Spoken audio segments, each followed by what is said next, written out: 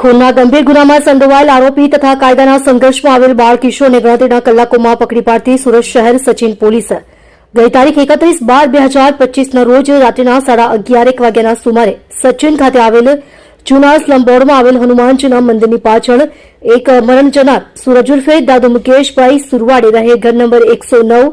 Swaminarayan society આસપાસ નગર 2 પૂજા મેડિકલવાળી ગલીમાં ભાડાના મકાનમાં ગોડાદરા સુરત શહેરનાઓનો પાન ગુટખાના પૈસા બાબતે સાહેદ ખાન ઉર્ફે બાબા પપ્પુ ખાન પઠાણ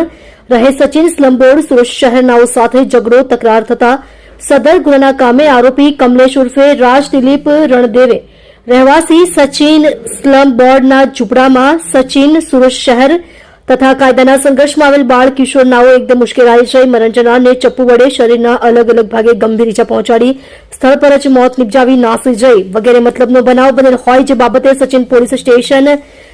એ ગુનો રજીસ્ટર્ડ નંબર 2026 ભારતીય ન્યાય સંહિતા સન 2023 ની કલમ 103 351 3 352 54 3 5 તથા જીપી એક્ટ કલમ 135(1) મુજબનો ગુનો રજીસ્ટર્ડ કરવામાં આવેલ છે. સદર ગંભીર પ્રકારનો ગુનો બનેલ હોય જે ગુનો શોધી કાઢવા સારું police inspector Shri P N Vaghela નાઓની સૂચના અને માર્ગદર્શન હેઠળ અને સર્વેલન્સ સ્ટાફના police sub inspector N D Damor નાઓના માર્ગદર્શનના આધારે સર્વેલન્સ ટીમના માણસોની અલગ અલગ ટીમો બનાવી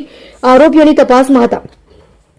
દરમિયાન બાતમી તેમજ સર્વેલન્સ ટેકનિકલના આધારે સદર ગુનામાં સંડોવાયેલ આરોપી કમલેશ ઉર્ફે રાજ દિલીપ રણદેવે રહેવાસી સચિન સ્લમ બોર્ડના ઝૂંપડામાં સચિન સુરત શહેરનાઓને ગુનાના કામે અટક કરી તેમજ કાયદાના સંઘર્ષમાં આવેલ બાળ કિશોરનાને ડિટેન કરવામાં આવેલ છે.